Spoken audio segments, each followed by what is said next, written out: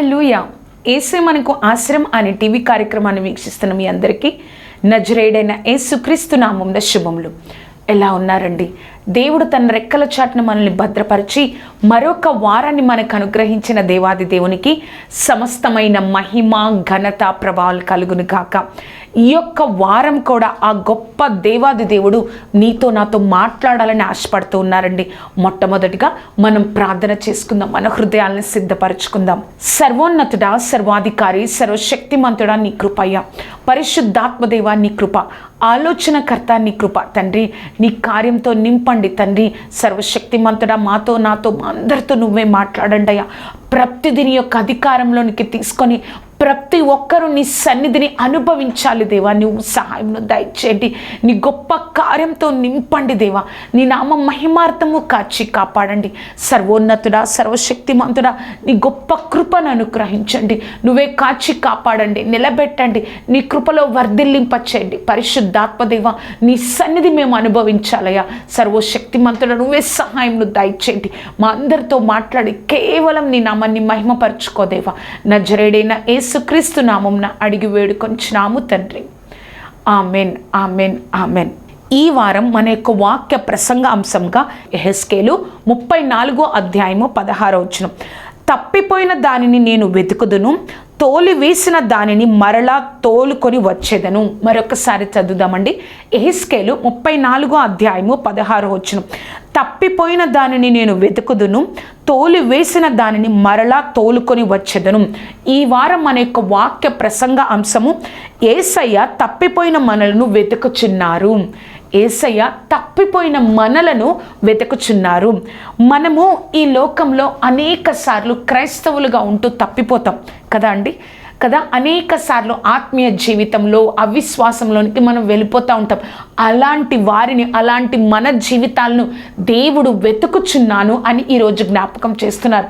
మనము చదివిన వాక్యంలో యెహెజ్కేలు 34:16లో తప్పిపోయిన దానిని నేను వెతుకుతాను, తోలి వేసిన దానిని నేను మరలా తోలుకొని వస్తాను. ఆ 34వ అధ్యాయము 11 నుంచి 16 వరకు చదివినట్లయితే 11వ వచనంలో ఈ విధంగా ఉంటుంది.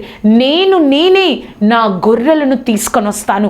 నేనే నా గొర్రెలను ఎక్కడైతే తప్పిపోయాయో, చీకటిలో ఉన్నప్పుడు, ఆ మబ్బుగా ఉన్నప్పుడు ఎక్కడైతే తప్పిపోయాయో మరలా వాటిని నేను సమకూరుస్తాను, వాటిని నేను సంరక్షిస్తాను, వాటిని నేను కాపాడతాను, వాటికి నేను గొర్రెల కాపరిగా నేను ఉంటాను అని ఆ దేవాది దేవుడు చెప్తున్నారు. యెహెజ్కేలు గ్రంథంలో దేవుడు తప్పిపోయిన గొర్రెల గురించి మాట్లాడడము అంటే తప్పిపోయిన తన యొక్క బిడ్డల గురించి మాట్లాడుతున్నారు. ఎందుకు దేవుడు తప్పిపోయిన వాటిని మరలా నేను తీసుకొస్తానంటున్నారు? మనము ఆయన బిడ్డలం కాబట్టి, ఆయన రక్తం ఇచ్చి దేవుడు మనల్ని కొనుక్కున్నాడు కాబట్టి. మీరు తప్పిపోయారు, అనేక సార్లు నా చేయి జారిపోయారు, అనేక సార్లు ఈ లోకం వైపు చూస్తున్నారు, అనేక సార్లు ఈ లోక ఆశల వైపు చూస్తున్నారు. తప్పిపోవడము అంటే ఏంటండి? తప్పిపోవడము అంటే ఏంటి? మనము ఒక మార్గంలో వెళ్తూ ఉంటాం, ఆ మార్గంలో ఎటు వెళ్ళాలో తెలియకపోతే ఆయన తప్పిపోయాడండి. ఆ యొక్క ప్రాంతానికి వెళ్ళి తప్పిపోయాడు. ఎందుకు తప్పిపోయాడు? తనకి ఎటు వెళ్ళాలో తెలియక తప్పిపోయాడు. మనము కూడా క్రైస్తవులుగా ఉంటూ దేవుడి మార్గంలో నడుస్తూ ఉంటాం, కానీ కొన్ని సమయాలలో, కొన్ని పరిస్థితుల్లో దేవుడిలో నుంచి తప్పిపోతాం, దేవుడి నుంచి దూరం అయిపోతాం. దేవుడు అదే చెప్తున్నారు. ఆ తప్పిపోయిన స్థితిలో ఉన్న ఆ యొక్క వారందరినీ, మనలాంటి వారిని నేను వెదకుచున్నాను. తప్పిపోయిన దానిని నేను వెదకుచున్నాను. ఆ తప్పిపోయిన వాటిని మరలా ఎక్కడైతే తప్పిపోయారో నేను మరలా గుంపులోనికి, నా యొక్క బిడ్డల సమూహంలోనికి నేను వారిని తీసుకొస్తాను అని దేవుడు ఈరోజు చెప్తున్నారు. అసలు దేవుడు తప్పిపోయిన వారిని ఏ విధంగా దేవుడు కార్యం జరిగిస్తాడు? తప్పిపోయిన వారి కోసం దేవుడు ఏ విధంగా ప్రయాసపడతారు?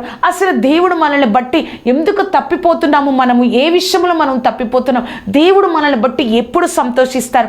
అసలు మన జీవితాలు ఏ విధంగా ఉంటాయి? తప్పిపోయిన వారి ఎడల ఆయన ప్రేమ ఎటువంటిదో మనము 3 విషయాల్లో ఈ రోజు మనం నేర్చుకుందాం. మన యొక్క వాక్య ప్రసంగ అంశం యేసయ్య తప్పిపోయిన మనలను వెతుకుచున్నారు. మరొకసారి చెప్దామండి. యేసయ్య తప్పిపోయిన మనలను వెతుకుచున్నారు. మొట్టమొదటిగా నువ్వు దేవుని నుండి ఎందుకు దూరం అవుతున్నావో గ్రహించు కదా. అసలు నువ్వు ఎందుకు తప్పిపోతున్నావు, ఎందుకు దేవుడి నుంచి దూరం అవుతున్నావో గ్రహించాలి కదా. అవును కదా, మనం అనుకుంటాం అయ్యో ఒక కుటుంబం నుంచి మనం ఎందుకు దూరం అవుతాం, వారితో విరోధంగా ఉండడం బట్టి, వారితో మనం ఎక్కువగా మాట్లాడకపోవడం బట్టి, వారి మీద మనం కోపంగా ఉండడం బట్టి వారి నుంచి మనం దూరంగా ఉంటాం కదా. అలాగే మనకు కూడా మన జీవితాల్లో కూడా ప్రార్థనని నిర్లక్ష్యం చేయడం, వాక్యాన్ని నిర్లక్ష్యం చేయడం, అంతేకాదు ఈ లోక ఆశల మీద, ఈ లోకానుసారమైన ఆ జీవితం మీద ఎక్కువగా ఆసక్తి చూపడం వల్ల నువ్వు నేను దూరం అయిపోతాం. అది మనకి మొదటిలో చాలా చాలా చిన్నదిగా కనిపిస్తుంది. ఏముందులే, ఈ ఒక్క ఆదివారమేకి కదా దేవుని సన్నిధికి వెళ్ళలేకపోయాను, ఈ ఒక్క రోజే కదా నేను ప్రార్థన చేయలేకపోయాను, 2 రోజుల నుంచే కదా నేను వాక్యాన్ని చదవలేకపోయాను అని నువ్వు నేను అనుకుంటావేమో. అది కొన్ని రోజులకి ఏ విధంగా అయిపోతుందంటే, ఇంకా దేవుడి సన్నిధికి వెళ్ళాలి అంటే నీకు ఇష్టం లేని స్థితిలో, పూర్తిగా దేవుడికి దూరం అయిపోయే స్థితిలో ఉంటుంది. మనము ఒక్కరోజు ఆహారం తీసుకోకపోతే మన శరీరం ఎంతో నీరసంగా అయిపోతుంది కదా. మన ఆత్మీయ జీవితంలో మనము ఒక్కరోజు దేవుడితో గడపకుండా, దేవుడితో మాట్లాడకుండా మనం ఉంటే, రోజులు మనం ఉంటే ఎలా ఉంటుందండి మన ఆత్మీయ స్థితి? దేవుడికి దగ్గరగా ఉన్నట్ట, దేవుడికి దూరంగా ఉన్నట్ట? ఒక క్రైస్తవులుగాని చెప్పుకుంటున్నాము కానీ నిజంగా దేవుని దృష్టిలో ఆయనకి మనం దూరంగానే ఉంటున్నాం. అసలు నువ్వు దేవుడికి ఎందుకు దూరం అవుతున్నావో, నీ జీవితంలో ఏమి జరుగుతుందో నువ్వు గ్రహించుకోవాలి. ఒకప్పుడు నువ్వు దేవుడికి ఎంతో భయపడి ఇది దేవుడికి ఇష్టమా కాదా అని అన్న నిర్ణయంతో నువ్వు ముందుకెళ్ళేవాడివి. కానీ ఇప్పుడు ఎలా అయిపోయిందంటే నీ జీవితం ఏదైనా పర్వాలేదు, ఏ నిర్ణయమైనా నువ్వే తీసేసుకుంటున్నావు. ప్రార్థన లేదు, వాక్యము లేదు, దేవుడి యొక్క నడిపింపు లేదు, ఏమీ లేకుండా నీకు నువ్వే నిర్ణయాలు తీసుకొని ముందుకెళ్తున్నావు. దేవుడు మనతోనే మాట్లాడుతున్నారు. నువ్వు దేవుడికి దూరం అవుతున్నావని గ్రహించాలి.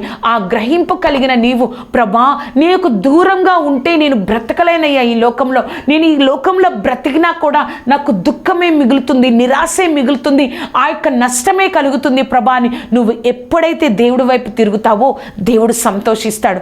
ఆ జ్ఞానం మనకు ఉండాలండి.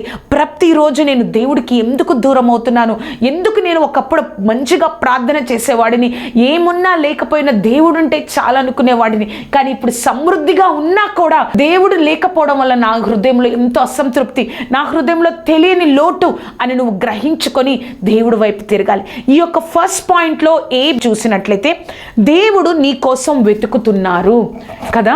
మనల్ని మనం అనుకుంటాం అయిపోయింది, ఇంకా దేవుడికి దూరం అయిపోయాను, నా జీవితం అయిపోయింది, ఇంకా నేను ఎప్పటికీ ఆయన దగ్గరికి వెళ్ళలేను. కానీ దేవుడే నిన్ను వెతుకుతున్నారు. ఎందుకంటే నువ్వు ఆయన బిడ్డవు కాబట్టి, నువ్వు ఆయన గొర్రెవి కాబట్టి. ఒక గొర్రెల కాపరి, ఆ లూకాసు వార్త 15వ అధ్యాయము 4వ వచనం చూసినట్లయితే, మీలో ఏ మనుషునికైనను 100 గొర్రెలు కలిగి ఉండగా వాటిలో ఒకటి తప్పిపోయిన ఎడల అతడి 99ని అడవిలో విడిచిపెట్టి తప్పిపోయినది దొరుకునంత వరకు దానిని వెతక వెళ్ళడా కదా. ఆ గొర్రెల కాపరే, లోకానుసారంగా ఉన్న గొర్రెల కాపరే తన 99 గొర్రెలను వదిలేసి ఇంకొక గొర్రె కోసం, తప్పిపోయిన ఒక గొర్రె కోసం వెతకడా? అలాంటిది రక్తం ఇచ్చి నిన్ను నన్ను కొన్నాడండి దేవుడు. ఆయన స్వాస్థ్యం అండి, ఆయన కుమారులం అండి మనం, ఆయన కుమార్తెలం. అటువంటి మనలను తప్పిపోయావు, దేవుడి నుంచి నువ్వు దూరం అయిపోయావు. దేవుడు మనకి చెప్తున్నారు, నేను నిన్ను వెతుకుతున్నాను, నువ్వు ఎక్కడున్నావా, ఎక్కడ తప్పిపోయావా, నా వైపు ఎప్పుడు తిరుగుతావని నీ వైపే నేను చూస్తా ఉన్నాను. ఎలా అయితే ఆ 100లో 1 పోయినప్పుడు 99ని విడిచిపెట్టి ఆ గొర్రెల కాపరికి ఆ ఒక్కదాని మీదే ధ్యాస ఉందో, ఒక్కదాని కోసం వాటన్నిటిని విడిచిపెట్టి ఎక్కడెక్కడో వెతుకుతున్నాడో, నిన్ను కూడా ఎప్పుడైతే నా వైపు తిరుగుతావా, ఎప్పుడు నా వైపు తిరుగుతావా అని దేవుడు వేచి ఉన్నాడు, నిన్ను వెతుకుతున్నాడు. ఇంకా ఆలస్యం చేస్తున్నావా, ఇంకా దూరం అయిపోతున్నావా? అయ్యో నేను ఒకప్పుడు ఎంతగానో ప్రార్థన చేసేదాన్ని, ఎంతగానో ప్రార్థన చేసేవాడిని, ఎంతగానో వాక్యం చదివేవాడిని, ప్రతి నిర్ణయం తీసుకునేటప్పుడు ప్రార్థన లేకుండా నిర్ణయం తీసుకునేదాన్ని కాదు.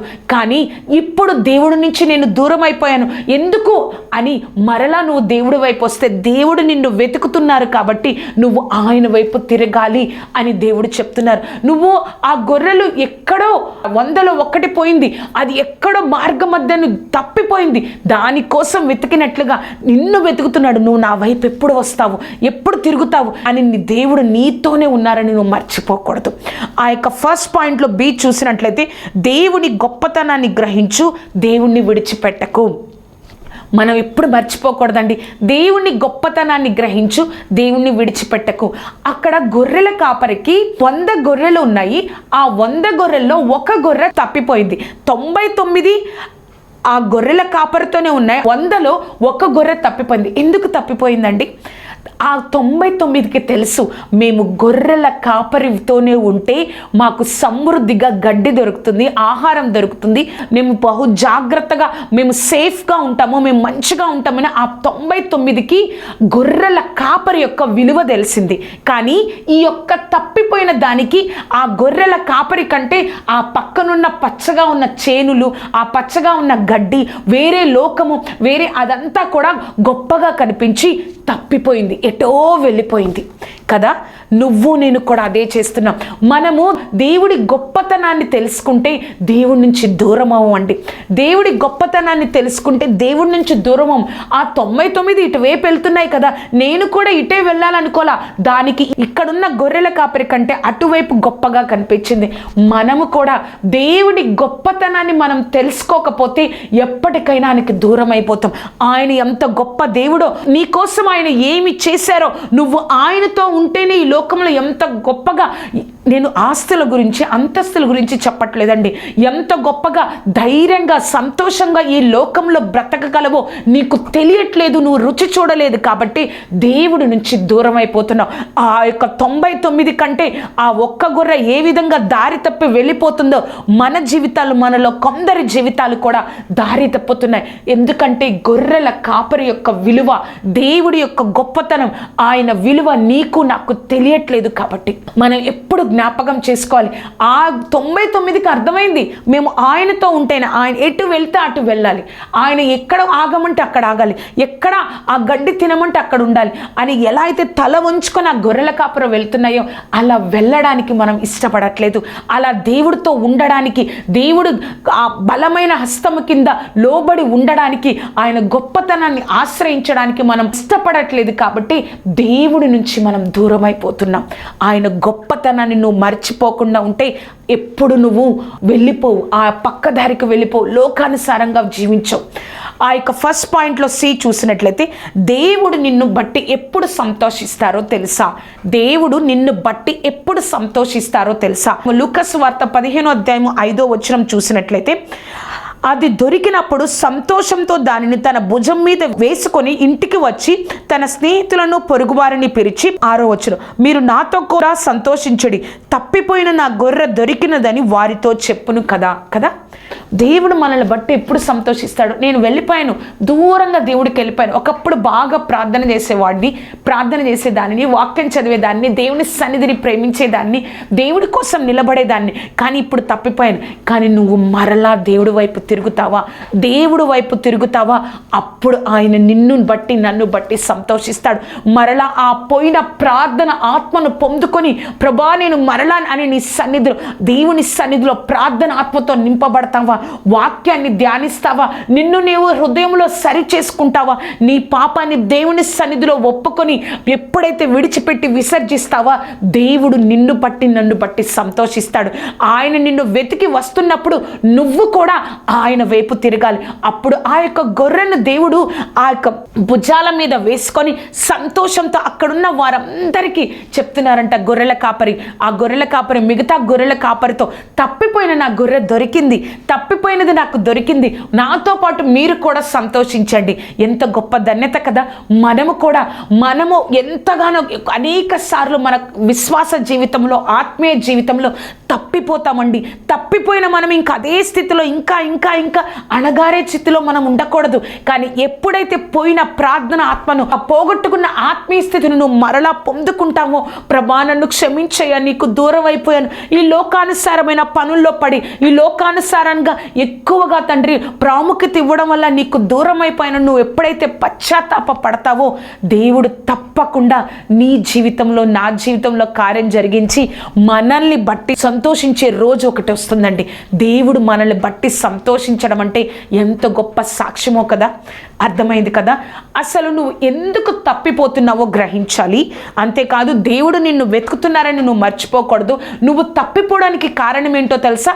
ఆ గొర్రెల కాపరి యొక్క గొప్పతనం తెలియక ఆ గొర్రె ఏ విధంగా తప్పిపోయిందో నువ్వు కూడా దేవుడి గొప్పతనాన్ని తెలుసుకోకుండా లోకం వైపు వెళ్ళిపోతున్నావు.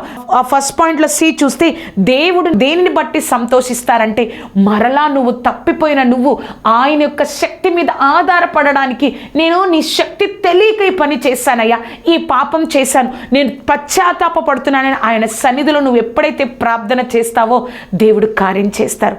ఆ యొక్క వాక్య ప్రసంగాంశంలో సెకండ్ పాయింట్ చూసినట్లయితే ఆత్మీయ జీవితాన్ని నిర్లక్ష్యం చేస్తున్న నిన్ను దేవుడు వెతుకుతున్నారు. ఆత్మీయ జీవితాన్ని మనం అనేక సార్లు నిర్లక్ష్యం చేస్తాం. మనము ఈ లోకంలో ఒక జాబ్ చేస్తున్నప్పుడు కానీ, ఒకరి కింద పని చేస్తున్నప్పుడు కానీ, ఒక అధికారి కింద పని చేస్తున్నప్పుడు మనం ఎలా ఆలోచిస్తాం తెలుసా?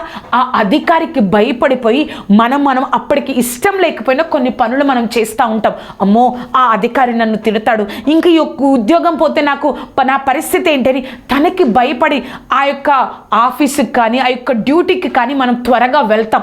ఇష్టం లేకపోయినా కొన్ని పనులు పక్కన పెట్టైనా ఆ అధికారికి మంచి అభిప్రాయం మన మీద ఉండాలని కరెక్ట్ టైంకి వెళ్తాం, అన్నీ కరెక్ట్గా చేస్తాం. ఎందుకంటే అదే మన జీవనోపాధిని. కానీ మనం అనేక సార్లు కనిపించే మనిషికి మనం విలువిస్తాం, కానీ కనబడని దేవుడికి ఆత్మీయ జీవితాన్ని మనం నిర్లక్ష్యం చేస్తాం. దేవుడు ఏం చూస్తాడులే, క్షమించేస్తాడు, కృపాకాలంలో ఉన్నాం కదా అని ప్రార్థనని పక్కన పెడతాం, వాక్యాన్ని పక్కన పెడతాం. కొన్నిసార్లు మన పనుల భారం వల్ల దేవుని సన్నిధిలో కూడా వెళ్ళలేని పరిస్థితిలో నేను కొన్నిసార్లు ఉంటాం. నువ్వు ఆత్మీయ జీవితాన్ని నిర్లక్ష్యం చేస్తున్నా నీతో నాతో దేవుడు చెప్తున్నారు. ఏమని చెప్తున్నారో తెలుసా? నేను నిన్ను వెతుకుతున్నాను, నువ్వు నాకు కనిపిస్తావని, నువ్వు నా వైపు తిరుగుతావని నేను నిన్ను వెతుకుతున్నాను. ఆత్మీయ జీవితాన్ని నువ్వు నిర్లక్ష్యం చేస్తున్నావు. ఈ లోకమంతా సంపాదించుకున్నా ఏమీ లాభం నీ ఆత్మీయ జీవితం సరిగ్గా లేకపోతే. లూకాసు వార్త 15వ అధ్యాయము 8-9 వచనాలలో దేవుడు అక్కడ ఒక ఉపమానాన్ని చెప్తారు. ఏమని చెప్తారంటే, ఒక స్త్రీకి 10 నాణ్యములు ఉన్నాయి. ఆ 10 నాణ్యంలో ఒక నాణ్యము పోయినప్పుడు ఆమె తన యొక్క గృహాన్నంతటిని క్లీన్ చేసి, గృహాన్నంతటిని ఊడ్చి, ఆ నాణ్యము కనుగొనిన తర్వాత తన పొరుగువారిని, స్నేహితుల్ని, బంధువుల్ని పిలిచి, నేను పోగొట్టుకున్న నాణ్యం నాకు దొరికింది, నేను కనుగొన్నానని సంతోషిస్తుంది కదా. మన జీవితంలో కూడా దేవుడు నీకు నాకు అనేకమైన నాణ్యాలు ఇచ్చారు. అనేకమైన ఆత్మీయ జీవితంలో ఎంతో గొప్ప ఆశీర్వాదాలను మనకు దయచేశారు. కన్నీటి ప్రార్థన నీకు ఇచ్చారు. అనేక మందిని దేవుడిలో నిలబెట్టే గొప్ప నాణ్యాన్ని దేవుడు నీకు ఇచ్చారు. అనేక మందిని దేవుడి కోసం సంపాదించే నాణ్యాన్ని నీకు ఇచ్చారు. నీ యొక్క జాబ్ చేస్తున్న దగ్గర అనేక మంది కోసం మొరపెట్టే నాణ్యాన్ని దేవుడు నీకు ఇచ్చారు. నీ యొక్క సంఘంలో పరిచర్య చేసే ఒక నాణ్యాన్ని దేవుడు నీకు ఇచ్చాడు. కానీ నీవు విశ్వాస జీవితంలో నిర్లక్ష్యంగా ఉండడం వల్ల ఆ నాణ్యాలన్నీ నువ్వు పోగొట్టుకున్నావు. మనము ఇందాక ఒక ఫస్ట్ పాయింట్లో చూసాం, గొర్రెల కాపరి 100లో ఒక గొర్రె తప్పిపోయింది. ఆ గొర్రె ఎలా తప్పిపోయిందండి? అదే నడుచుకుంటా వేరే దారిలో వెళ్ళిపోవడం వల్ల గొర్రెల కాపరి నుంచి తప్పిపోయింది. కానీ ఇక్కడ స్త్రీ దగ్గర ఉన్న నాణ్యాల్లో 10 నాణ్యాల్లో ఆ ఒక్క నాణ్యం ఎలా వెళ్ళిపోయింది? ఆ నాణ్యం కూడా గొర్రె నడుచుకున్నట్టుగా వెళ్ళిపోయిందా? కాదు. ఆమె యొక్క నిర్లక్ష్యం వల్ల ఆ నాణ్యం ఆ ఇంటిలో ఎక్కడో పడిపోయింది కదా. ఆమె యొక్క నిర్లక్ష్యం వల్ల ఆ ఇంటిలో ఆ యొక్క నాణ్యం ఎక్కడో పడిపోయింది. నా నిర్లక్ష్యం వల్ల మన ఆత్మీయ జీవితంలో దేవుడిచ్చిన ఆ 10 నాణ్యాలలో ఎన్నో నాణ్యాలను మనం పోగొట్టుకున్నాం. ఎన్నో కాయిన్స్ని మనం పోగొట్టుకున్నాం. ఎన్నో తలాంతుల్ని మనం పోగొట్టుకున్నాం. ఎంతగానో నువ్వు దేవుని సన్నిధిలో మొరపెట్టి ప్రతిరోజు ఆయన శక్తి మీద, ఆయన జ్ఞానం మీద ఆధారపడేవాడివి. ఎంతగానో బైబిల్ చదవకుండా నువ్వు ప్రతిరోజు ఉండలేకపోయేవాడివి. కానీ నువ్వు ఇప్పుడు మాత్రం ఆ నాణ్యం పోగొట్టుకోవడం వల్ల, నిర్లక్ష్యం చేయడం వల్ల అనేకమైన బాధలు, హృదయంలో సంతోషం లేదు, హృదయంలో సంతృప్తి లేదు, అటువంటి జీవితాన్ని జరిగిస్తున్నావు. మన జీవితాలు ఎలా ఉన్నాయో తెలుసా? కొంతమందిలో అక్కడ ఉపమాన రీతిగా దేవుడు చెప్పాడు, ఒక స్త్రీకి 10 నాణ్యాలు ఉన్నాయి, ఆ 10లో ఒక నాణ్యం పోయింది, 9 ఉన్నాయి. కానీ మన యొక్క ఆత్మీయ జీవితం ఎలా ఉందో తెలుసా? మనకి దేవుడు 10 నాణ్యాలు, 10 తలంతులు, 10 నాణ్యాలు దేవుడు ఇస్తే మనం 9 పోగొట్టుకొని ఒక్కదానితో మనం బ్రతికేస్తున్నాం. అటువంటి ఆత్మీయ స్థితిలో నువ్వు నేను ఉన్నా. ఎందుకంటే మన యొక్క ఆత్మీయ స్థితిని మనం నిర్లక్ష్యం చేయడం వల్ల మనం అటువంటి స్థితిలోనికి వచ్చాం. దేవుడు నీతో నాతోనే మాట్లాడుతున్నారు. ఒక్కసారి జ్ఞాపకం చేసుకో, ప్రభా నువ్విచ్చావయ్యా ఈ నాణ్యాన్ని, నా బిడ్డల కోసం ప్రార్థన చేసే నాణ్యాన్ని, కుటుంబ ప్రార్థనలో ప్రతి ఒక్కరిని ప్రోత్సహించి కూర్చోబెట్టే నాణ్యాన్ని ఇచ్చావు, నేను దాన్ని నిర్లక్ష్యం చేశాను. నా కుటుంబంలో నేను చేసే జాబ్లో ప్రతి ఒక్కరికి దేవుడి గురించి చెప్పే ఒక గొప్ప నాణ్యాన్ని నాకు ఇచ్చావు, దాన్ని నేను నిర్లక్ష్యం చేశాను. అసలు నీకే నేను దూరం అయిపోయానయ్యా, నాకు ఇచ్చిన నాణ్యాలన్నీ నేను పోగొట్టుకున్నాను. మరలా ఆ స్త్రీ ఎలా అయితే తన గృహాన్నంతా క్లీన్ చేసి తన గృహాన్నంతా ఓడ్చి ఎలా అయితే ఆ నాణ్యాన్ని పొందుకుందో, నువ్వు కూడా దేవుని సన్నిధిలో నీ హృదయాన్ని కృమ్మరించినట్లయితే, లోక ఆశల వల్ల నేను ఆ నాణ్యాన్ని పోగొట్టుకున్నానయ్యా, నా హృదయాన్ని అంతటినీ క్లీన్ చేసుకుంటున్నాను, ఆ నాణ్యాన్ని నాకు ఇవ్వవా ప్రభా. ఎందుకు అంటే అది నీకు దేవుడిచ్చిన నాణ్యం. ఆ స్త్రీకి 10 నాణ్యాలు ఆవిడవి, అందుకే ఆవిడ అంత శ్రద్ధగా వెతికింది. నువ్వు కూడా అంత శ్రద్ధగా అంతగా ప్రభా నాకు సహాయం దయచేయి, నేను ఆ నాణ్యాన్ని పోగొట్టుకున్నానయ్యా, నీ సన్నిధిలో నేను అడుగుతున్నాను ప్రభా, నీ కృపతో నాకు సహాయంను దయచేయి, ఆ నాణ్యాన్ని నాకు కావాలి ప్రభా. అది నాకు ఇచ్చావు ప్రభా, నీ యొక్క రాజ్య విస్తరణ కోసం ఆ నాణ్యాన్ని నాకు ఇచ్చావు, నేను పోగొట్టుకున్నాను, నాకు సహాయం చేయని నీ హృదయాన్ని అంతటిని దేవుని సన్నిధిలో కృమ్మరిస్తే ఆ నాణ్యం నీది. కాబట్టి దేవుడు తప్పకుండా నువ్వు పోగొట్టుకున్న ఆత్మీయ స్థితిలో నిర్లక్ష్యం చేసిన పోగొట్టుకున్న నాణ్యాలన్నిటినీ దేవుడు నీకు అనుగ్రహిస్తాడు. దేవుడు నీకు అనుగ్రహిస్తాడు. ప్రార్థన చేస్తావా, ప్రభా నాకు సహాయం చేయని ప్రార్థన చేస్తావా, ఏదో పోయిందిలే, ఒకప్పుడు బాగానే ఉంది కానీ ఇప్పుడు ఏమి లేదులే అని నిర్లక్ష్యం చేయొద్దు. అడుగు దేవుణ్ణి, దేవుడు కార్యం చేస్తారు. ఆ యొక్క వాక్య ప్రసంగ అంశము, దేవుడు తప్పిపోయిన మనల్ని వెతుకుచున్నారు. మొట్టమొదటిగా నువ్వు దేవుని నుండి ఎందుకు దూరం అవుతున్నావో గ్రహించు. దానిలో మనం చూసాం ABCD. సెకండ్లో ఆత్మీయ జీవితాన్ని నిర్లక్ష్యం చేస్తున్న నిన్ను దేవుడు వెతుకుచున్నారు. చివరిగా నువ్వు తప్పిపోయినా దేవుడు నిన్ను మరిచిపోరు కదా అండి. మనం అనుకుంటాం నేను తప్పిపోయాను, ఇంకా అయిపోయింది, ఇంకా దేవుడు నన్ను మర్చిపోయారు, అందుకే నా జీవితంలో ఇలాంటి కార్యాలు జరుగుతున్నాయి, ప్రతి విషయంలో ఏ విషయంలో నాకు మంచి జరగట్లేదు, ఏది నాకు అనుకూలంగా లేదు అని అనుకుంటున్నావేమో. నువ్వు తప్పిపోయావు, దేవుడు లేకుండా ఉన్నావు. దేవుడిలో ఉన్నప్పుడు ఎంతగానో నీకు లోటున్నా కూడా సంతోషంతో, ధైర్యంతో, సమాధానంతో నీ జీవితాన్ని కొనసాగించేవాడివి. కానీ ఇప్పుడు అన్నీ ఉన్నా కూడా కొన్నిసార్లు నీకు అనుకూలంగా లేవు, నువ్వు అనుకున్న స్థితికి నువ్వు వెళ్ళలేకపోతున్నావు. కానీ నువ్వు తప్పిపోయిన స్థితిలో ఉన్నా కూడా దేవుడు నిన్ను మర్చిపోలేదు. ఆ తప్పిపోయిన కుమారుడు ఆ యొక్క తండ్రి దగ్గర ఆస్తి అంతా తీసుకొని వెళ్ళిపోయాడు ఆ ఉపమానంలో. కానీ తండ్రి మర్చిపోయాడా? దూరం నుంచి మరలా కుమారుడు తిరిగి వస్తున్నప్పుడు మొట్టమొదటిగా గుర్తుపట్టింది ఎవరండి? తండ్రే కదా. తండ్రి ముందుగా ఆ యొక్క కుమారుడు ముందుగా పరిగెత్తుకుని వెళ్ళి కౌగలించుకున్నారు. మర్చిపోయాడా తండ్రి? దేవుడు కూడా మర్చిపోడండి. నువ్వు తప్పిపోయావు, దేవుడి యొక్క గొప్పతనం తెలిసి కూడా అనేక సార్లు ఆయన శక్తి మీద ఆధారపడకుండా నువ్వు తప్పిపోయావు. కానీ ఆ తప్పిపోయిన నిన్ను దేవుడు మర్చిపోలేదని ఈరోజు నీతో నాతో జ్ఞాపకం చేస్తున్నారు. ఆ 3rd పాయింట్లో చూసినట్లయితే, దేవుడికి దూరం అయితే సమస్తాన్ని కోల్పోవాల్సి వచ్చింది. ఆ యొక్క కుమారుడు సమస్తాన్ని కోల్పోయాడు కదా. ఆ యొక్క తండ్రి దగ్గర నుంచి ఆస్తి అంతా తీసుకొని వెళ్ళిపోయి తన ఇష్టానుసారంగా తను తెలిసిన జ్ఞానంతో తండ్రి దగ్గర ఉంటే ఈ విధంగా ఖర్చు పెట్టు, ఇలా ఉంచు అని చెప్పేవాడేమో, భవిష్యత్తు గురించి ఆలోచించమని చెప్పేవాడేమో. కానీ అక్కడ చెప్పేవారు ఎవ్వరు లేరు. తనకున్న ధనానంతా పోగొట్టుకున్నాడు, సమస్తాన్ని కోల్పోవాల్సి వచ్చింది. ఒక ధనవంతుడుగా ఒక గొప్ప కుటుంబంలో ఉన్న ఆ యొక్క కుమారుడు అక్కడ ఎంతగానో దీన స్థితిలో, ఒక దగ్గర పని చేసే స్థితిలో వచ్చింది.